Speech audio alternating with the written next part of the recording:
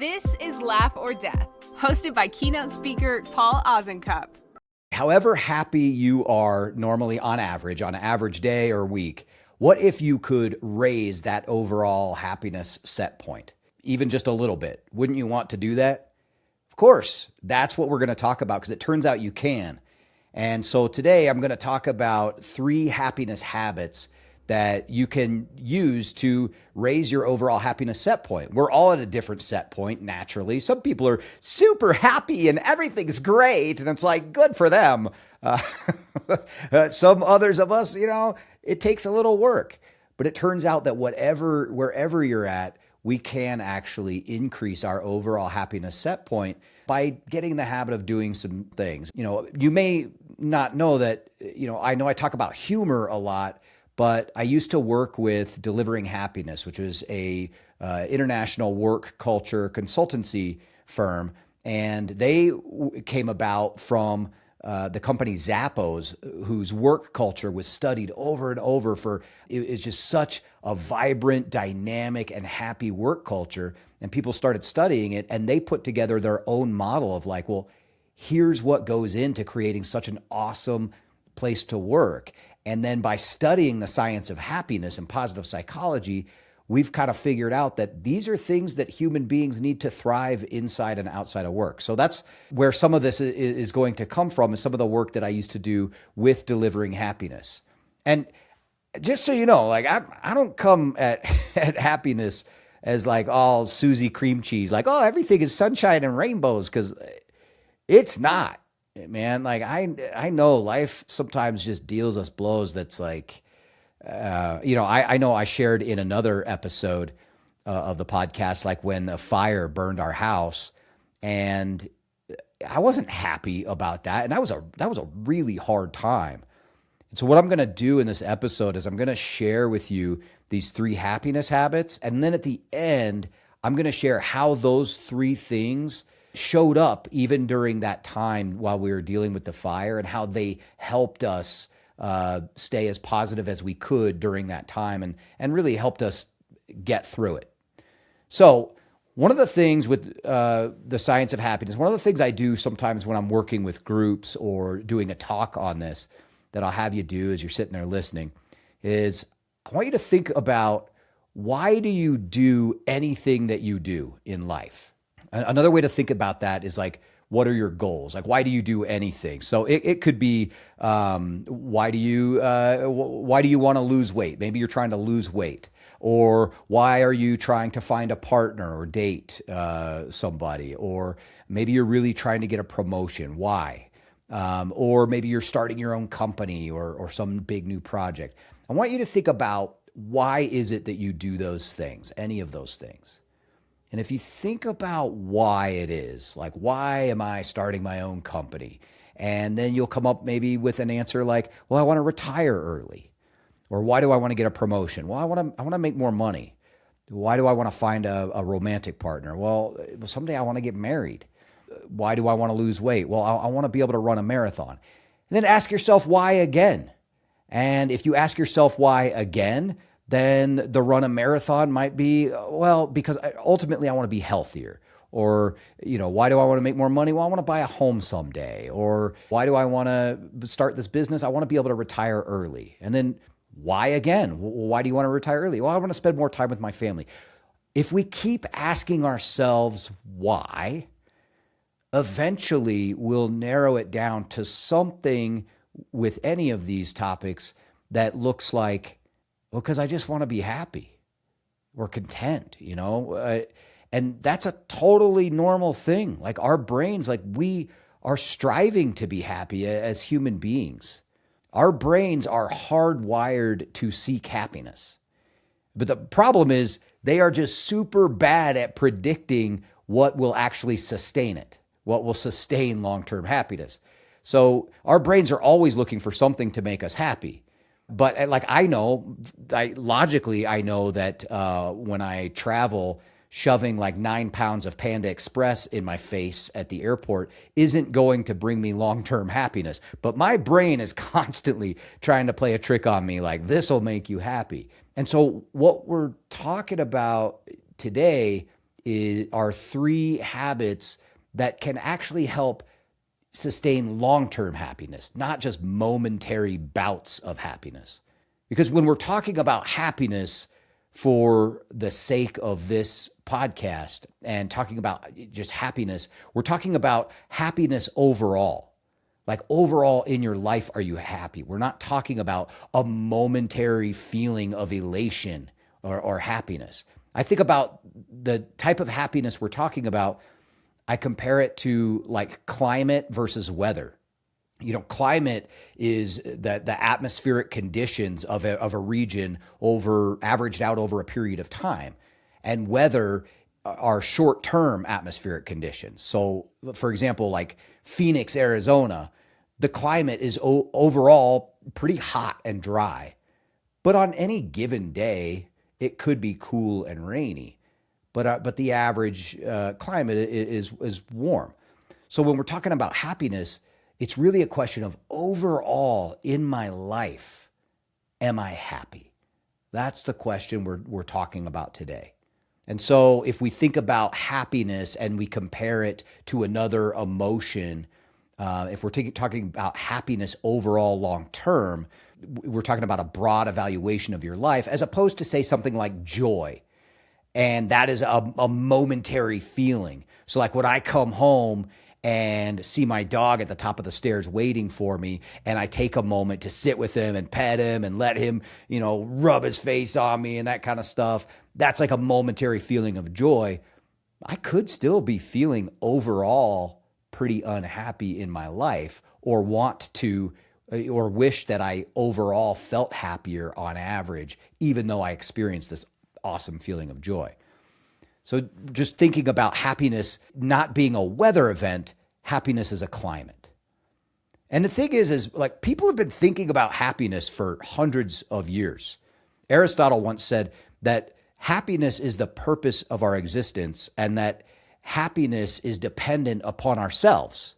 And it's crazy to me that Aristotle, like way back when, before they had all the science about this stuff, he was onto something there. Like happiness is dependent upon ourselves, because the positive psychology and happiness research that we have now definitely bears that out. One of the researchers, Sonja Lyubomirsky, they found that nearly 40% of our own happiness can actually be within our own control with our mind, while 10% of it is circumstances and 50% of it is just a genetic set point, like I was talking about before. Like, hey, we're all just at some kind of set point when we're born, and that's our average level of happiness. But 40% we can control. But then more research had come out with Shawn Achor and his Happiness Advantage book and the folks at Harvard who have been studying positive psychology, and they found that we can actually rewire our brains and use that neuroplasticity in our brains.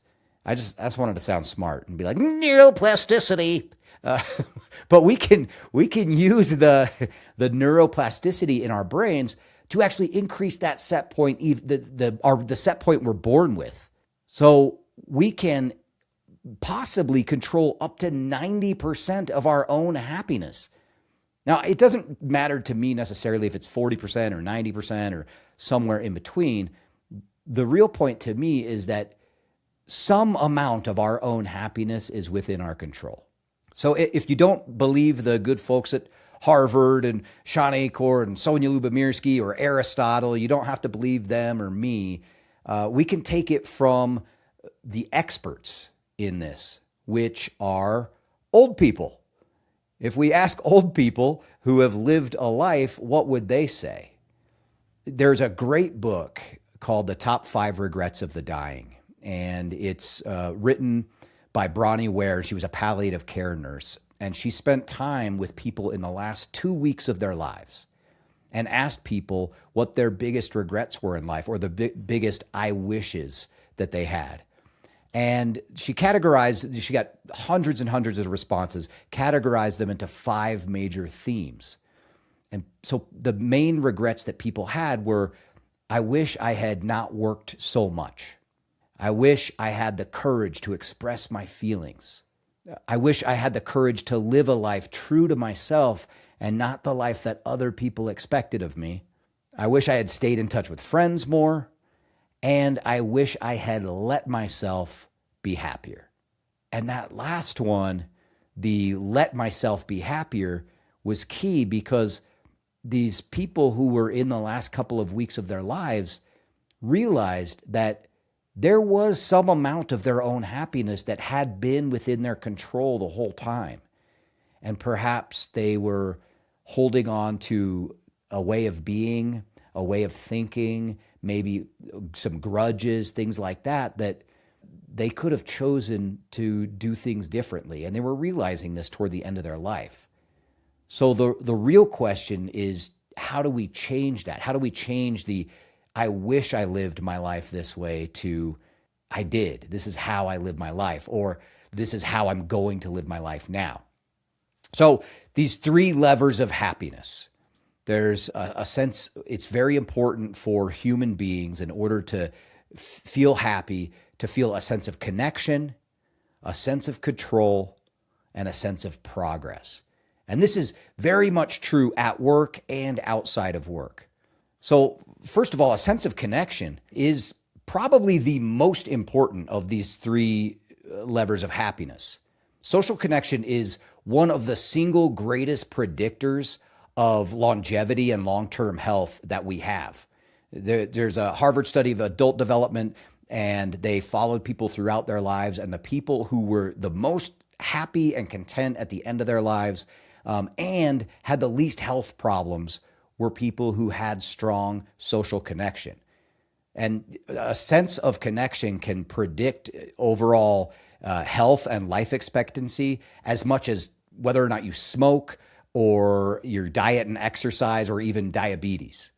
So having social connections is super important. And we spend a third of our lives at work. So it's like we need to have some social connections at work too.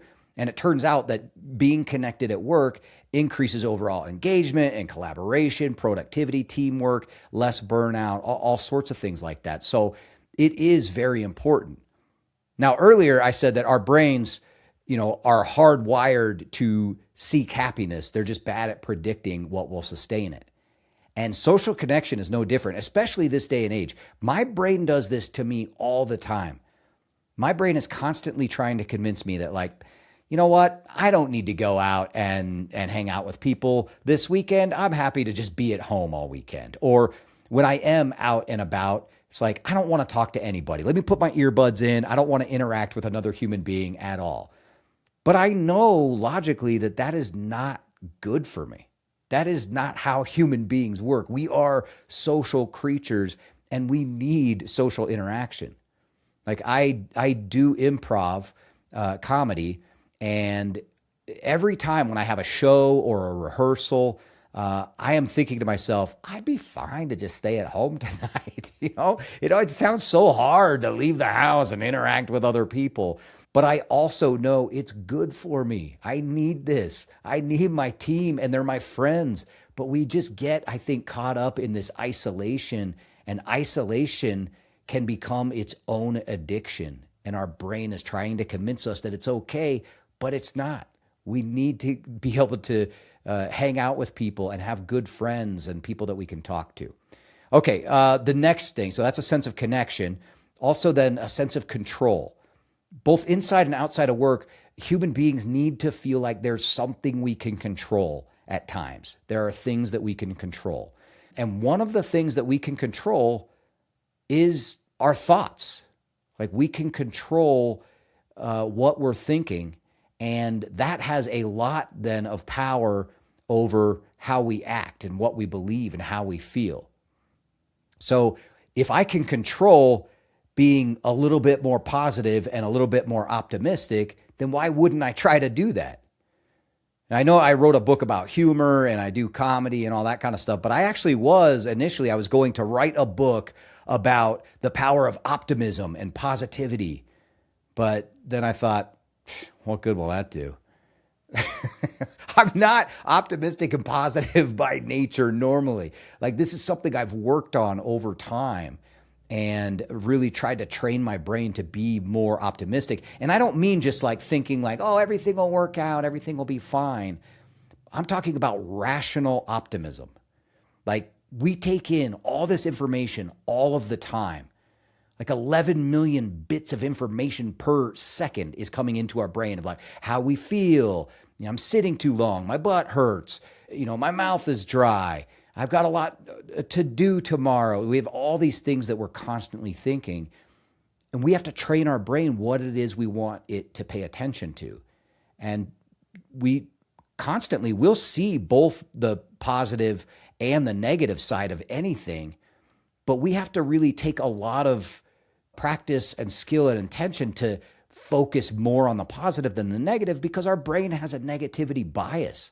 Our brain naturally wants to already see the negative stuff. How many times do you think at the end of the day, I'm so proud of myself for all these things I've done?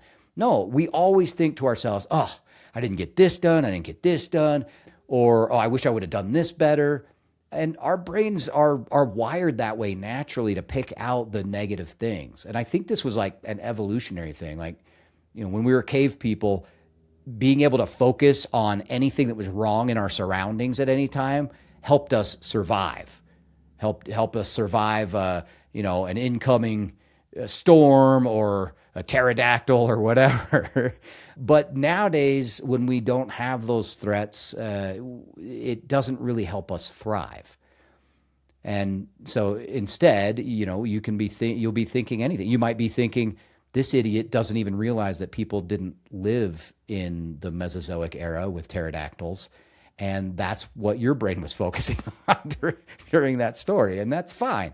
But it takes work and practice to be able to get good at trying to see more optimistic things or the more positive things more often. And so rational optimism, it's not some false hope that everything will get better. It's a belief that you can make things better. And so it takes a little bit of action and practice. I think of it like the difference between being a thermometer and being a thermostat. Anybody can be a thermometer. A thermometer just tells the temperature. So that could look like, this sucks. We don't have the resources to complete that. We don't have enough time. That's just telling the temperature. That's just saying how things are, how you feel. But a thermostat tells the temperature and then does something about it. Tells the temperature and then changes things for the better, even if just by 1 degree. So the question that I'm always trying to ask myself is like, am I being a thermometer or am I being a thermostat? Because it's also like, who would you rather hang out with, be with, or in a work setting, work with, or be led by? I mean, there are two types of people in the world. Those who spark joy every time they enter a room, and those who spark joy every time they leave one. So it's like, which type am I being today, right now? And what if I could be the one who's sparking joy more often when I come into a room and I'm being a thermostat and trying to change things a little bit for the better? And it turns out we can. When I think about like trying to see both the negative and positive sides of things, like recently I had this really great speaking engagement lined up at the end of June, like paid really well. It was an awesome opportunity. Like, I was really excited about the prospect of this, and it fell through.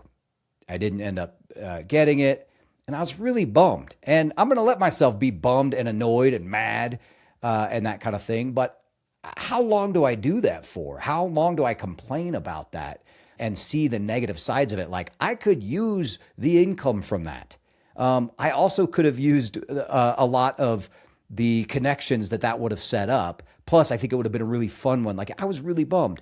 I also can see that because my wife, Kelly, has been gone a lot lately, that was one time when we both were going to be out of town again. And so she was actually going to be at home that week, and it gave us an extra week together that we hadn't seen each other a lot. So it was like, I was glad about that. That was a positive from that. And then even more so, that was a week that my little dog, Edwin, who we've had for 14 years, awesome little guy, we had to euthanize him that week. And So there is positive. They're like, I'm glad I was home for that. I'm glad I was home, like really his entire last week of his life. And we had a great week and got to celebrate him. So I'm going to choose to focus on those positive things rather than being pissed off that I didn't end up getting this speaking engagement. So some ways that we can optimize our options, trying to think about how do we become more optimistic and train our brain to do that.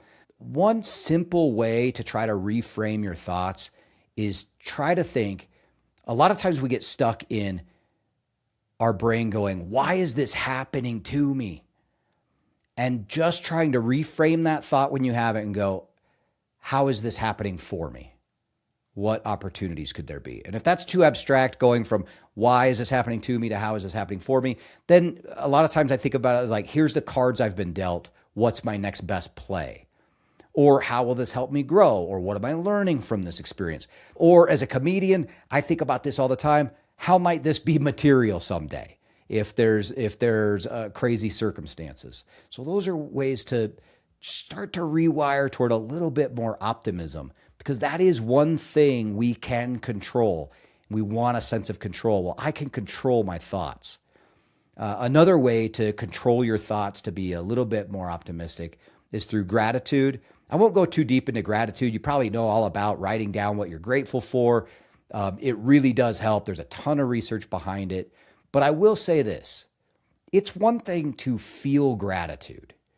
Like a lot of us, we can write down, like, I'm really grateful for, like I was grateful to be home with my little dog Edwin and with my wife that week.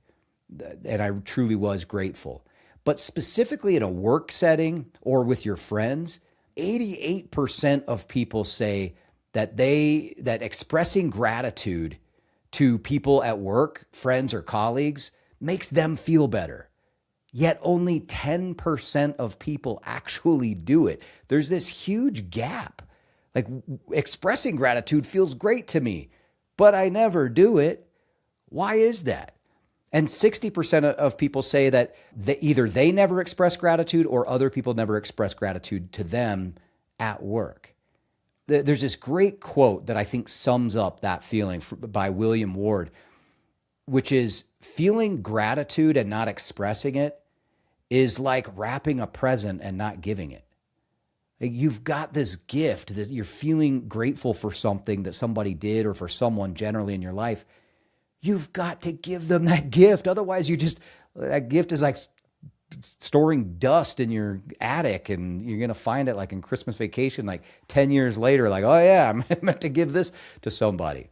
So rewiring our brain to see things more optimistically or positively, all of these things take practice. And anytime we're doing something like this, it can be hard. And we're literally trying to get the neurons firing in our brain and like these neural pathways firing. And it's just like learning any new skill, like a foreign language, a musical instrument. It's really clumsy at first. So those neural pathways, it'll feel like a dirt road, like this is hard. I am still being really negative. That's okay, because the more we do these things, then eventually that neural pathway, it gets paved and it's a little smoother, a little quicker. And then the more you do it, all of a sudden it is like a super highway, and those neurons are firing, and you are seeing the positive in things much more often than you used to. And that's really the goal, is that over time, you're just a little bit lighter, even if it's just by 1 degree. Okay, so we've talked about a sense of connection, a sense of control, and now a sense of progress. Like, as humans, we want to know that we are making progress in life, day to day, at work. And positive psychology research tells us that a couple things that really boost our overall well-being are savoring moments of joy and reminiscing about past moments of joy.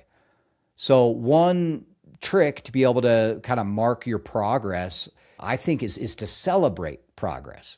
So one activity I do with groups that I'm working with when we're doing workshops is we'll do success circles, and we'll get people in a small group and have people go around as fast as they can and as many times around as they can, sharing successes from their own life. They could be however small, any kind of success, or however big, professional or personal. So an example that I could give you would be, so my wife Kelly's out of town right now. A lot of times when she's out of town, I eat very poorly, not very healthy. But last night I ate a salad. Yeah. Then we all cheer for each other or whatever. And then the next person goes, so that's like a small one. Like, hey, I should celebrate my success. That's good progress. A larger one, a bigger success or sense of progress would be that this episode of the podcast you're listening to is my 25th episode of the podcast. Yay! Point, point, point, horns, brrr, sirens, whatever, claps. Yes, how cool is that? And that's part of the reason I wanted to do this happiness podcast for the 25th episode, is because I wanted a way to mark my progress and celebrate. Like, man, I didn't know how many episodes I was going to do to start. And we've put out an episode every week for 25 weeks. I'm stoked about that. And it gives me a sense of progress, like I'm on the right track. We're going in the right direction. And it gives me motivation to keep going and makes me a little bit happier. And I've seen people do these things, mark their successes and give themselves a sense of progress, both intentionally and at times unintentionally, because they crave it as humans. One example is during COVID. During COVID, there were hospitals that, you remember how it was in COVID, right? Like hospitals were overflowing with patients. And we were all scared. We weren't sure what was going on. There's all the PPE equipment, and doctors and nurses and healthcare staff were just overwhelmed and overworked. Well, at hospitals, they release patients all the time, right? That is a normal daily thing that hospitals do. Like when a patient's better, we release them. But at some point, hospitals were realizing that we need to mark these occasions as progress. And many hospitals started playing music every time a COVID patient was released from the intensive care ward, and it was being sent home, and they were going to be okay. And they started playing "Here Comes the Sun" by the Beatles. And a lot of hospitals, not only did they play that music, they would line up the nursing staff, and they would all clap as that patient was leaving the hospital. And this was a sign that we are making progress. We're doing well. We're doing good work. And that was a normal human way of saying, in order for me to be happy, I need to see that I'm making progress here, because right now things are grim. Things are tough. Human beings want to know that, am I making a difference? Am I on the right track? And that was a beautiful way that started happening naturally. So to review our 3 levers of happiness, our 3 happiness habits: a sense of connection, a sense of control, and a sense of progress. And I promised you that I would share how that impacted me during the fire that really made us lose almost everything we owned. And that was a tough 8 months or so that we were displaced from our home. The entire house had to be gutted and redone on the inside. Some of the outside of it was all burnt up. I mean, it sucked so bad. And it was a really hard time. And we had just moved in too. So I'll start with a sense of progress. Sense of progress was really important to us during this time. And we were living about now 30 minutes away from our home in a tiny house. We spent 8 months of the cold Montana winter in a tiny home that had no heat. It was just a wood burning stove. And we were very lucky to have it, because it was month to month. We could have all 3 of our pets. And so we were stoked to have it. But man, it was a big difference from moving from our house to that and having nothing. But every week, and this was during COVID that our house burned also, so it made things also difficult.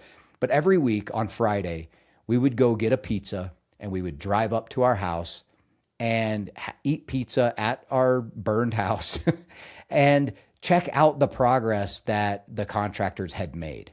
And so one week it was like, oh, wow, they've ripped up all the floors. Okay, great. And then the next week, oh, they put in the new counter where the hole in the wall had been burned. And they've put in our new countertops. And another week it was like, oh, they've put all the kitchen stuff, we got new kitchen appliances and stuff. And so it was so great to see that we were making a sense of progress every week. That was really important for us to feel a sense of motivation and that things were going to be okay. Then a sense of control was also really crucial during this time. Because when you lose everything you own in a fire, you feel like you have no control over anything. And so there were a couple things that gave us a sense of control. Along the lines of the optimism thing that we were talking about, one thing we could control was our mindset and what we did with our time. Like we could just sit around in the tiny house and sulk for 8 months, and it was COVID. It's like, well, we're supposed to stay at home anyway. But one thing, we live in Montana. We had just moved here, and why not go explore? And so we learned how to Nordic ski. We went and rented and then eventually bought cross-country skis. I learned how to Nordic ski. I still do it to this day, and it's awesome. So we did that. We drove all over the state. We went hiking. We just tried to make the most of the time that we could outside of the house because we didn't have really anything inside the house. And then another sense of control was, in order to get reimbursed by insurance for anything, we had to catalog everything we ever owned, like a pillowcase, a hat, a tape measure, and stuff adds up, let alone my ATV burned, all things that are more expensive too, but it's literally like cleaning supplies, anything you could think of. We had to catalog it in a website and then write down the price that it was in order to get paid back from insurance. This took so long, but it was a weird sense of control, particularly for my wife, Kelly. Like, you give her a spreadsheet and she was on it, man. She was like, and it gave us this weird sense of control, like we have control over getting reimbursed from insurance. And we were able to do that. So that was really important to us as well. And then finally, probably the most important part was a sense of connection. And we had just moved to Montana, in my wife's case, back to Montana. But we had just moved here like 6 months before the fire. I didn't know anybody, and COVID had just started, so it was hard to get to know anybody. And so a sense of connection was really important. The people who we were rented the tiny home from, it was on their property, and we ended up becoming really good friends with them. And every week they would come over and we would have a dinner together. And man, it was just really kind of them to offer this to us. And their friendship became really important during that time. And then the other sense of connection was we would come up and have our social distancing outdoor get-togethers with our new neighbors that we hadn't ever really even met or spent time with because our house burned so quickly after we bought it. But we would come up and get together with our new neighbors periodically to just kind of get to know the community. We had all kind of experienced this thing together, even though we didn't really know each other well yet. And that was also super important. So I hope that something from this podcast about happiness resonated with you, and that focusing on, hey, how can I have more of a sense of connection with the people around me? How can I mark a sense of progress in what I'm doing day to day? And how can I give myself a sense of control over my thoughts and try to be a little bit more intentionally optimistic or positive, or focus on not just the negative things that are happening to me? So hopefully one of these things resonated with you during this podcast. And of course, if it did, please like, subscribe, share, whatever it was that really resonated to you, wherever you're listening to this. If you do follow or subscribe, it makes a huge difference. And until next time, thanks so much for listening. You've been listening to Laugh or Death with Paul Osincup. If you're planning a conference or event and want something smart, meaningful, and actually funny, book Paul to speak. To learn more or to get a copy of his book, The Humor Habit, visit laughordeath.com.